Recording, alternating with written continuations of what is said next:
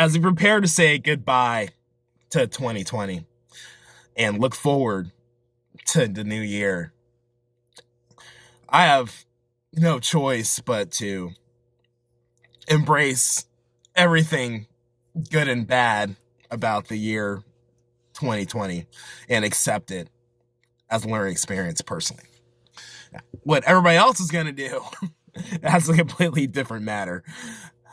We can actually lump in the entire past 4 years and talk about where we were and where we're at now. Let's see. Where we were was a place where we understood where everything was black and white. That's what everybody understood, right or wrong. Republican, Democrat, enemy, friend. This is the way things are. All of that was disrupted with the 4 years of the Trump regime. And here we are, end of the year, almost having the government shut down, pandemic relief at the last minute, and politicians backed against the wall.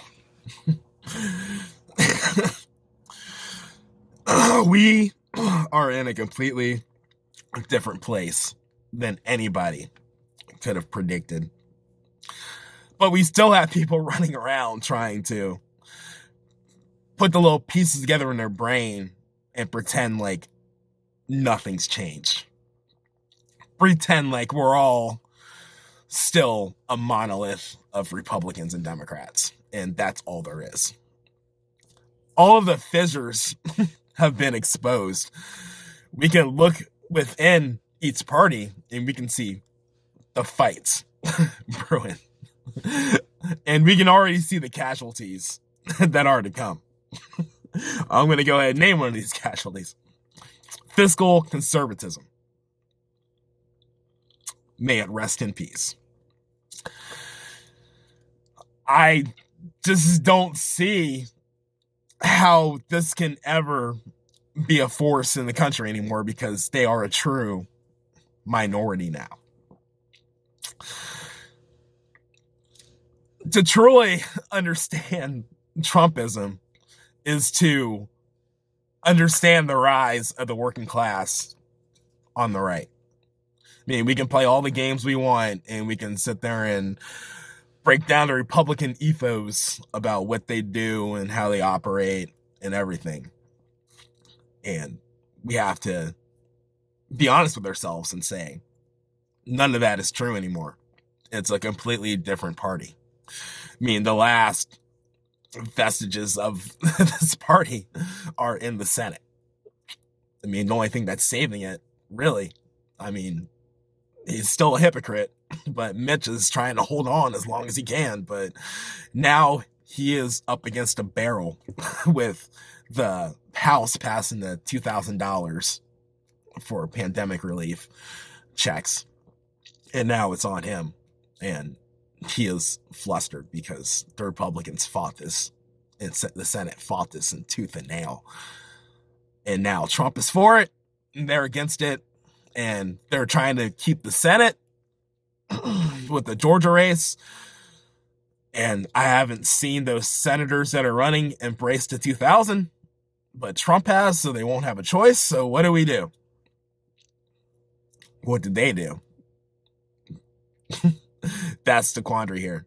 We've spent so long putting everything into two camps, the left and right, that we can't think in between and watch what is happening within the parties. I mean, Democrats have their own problems too. The progressives didn't want Biden. Now they got Biden. Biden wants to reach out to Republicans to get things done in Congress for the first time since Clinton. Progressives don't want that. Which leads me into 2021. We are just so angry that we can't see straight. Now, that not seeing straight was advantageous for our politicians because they can run around do whatever they want. We didn't pay attention. And then Trump came, and now we've got a whole cult of personality over here that are forcing change for the working class. Yeah, they're still doing double dealing for the rich, but there's something to say about that angry force that's pushing on the Republican Party to change. So what are the fiscal conservatives going to do? They made a deal with the devil, and now they are being pushed out. So going forward in 2021, are we going to see a rise of new political parties? Are the American people ready for a third option? Are they ready to force a third option? Are we ready to end the duopoly? Are we ready to end the oligarchy? Those are the questions for 2021. There's no longer any of this, oh, I hate Republicans or I hate Democrats. We are all forced to move closer to the middle for real solutions to our problems. Are we going to do it? Or are we just going to run around in a circle like a dog chasing our tails? That's the question. Are you ready for change? Are you ready for change beyond the colors red and blue? Are you ready for change beyond saying how much you hate Pelosi and Schumer and the Democrats? Are you ready for change beyond saying you hate the Republicans, Mitch McConnell, Rand Paul, Ted Cruz?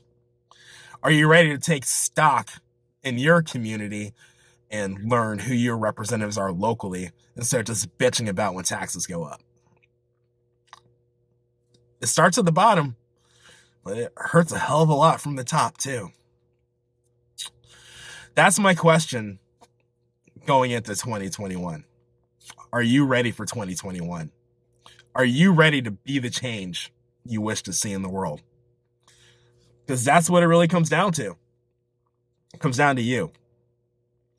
My name is Kyle Fani King. Thank you for attending my Jeep Chat.